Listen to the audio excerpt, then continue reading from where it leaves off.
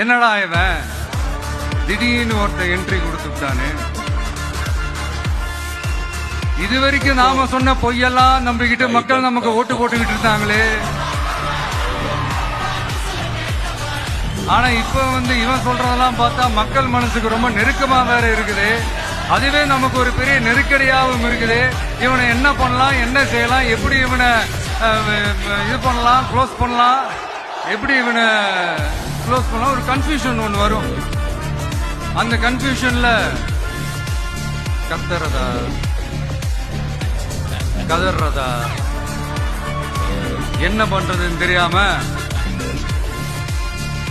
வர்றவன் போறவன்லாம் கட்சி ஆரம்பிக்கிறான்னு சொல்லி இப்படி ஏதாவது பேச ஆரம்பிப்பாங்க. இப்ப நம்ம ஆட்சியில இருக்கிறவங்க நமக்கு எதிராக பேசுறாங்க இல்லையா, அந்த மாதிரி.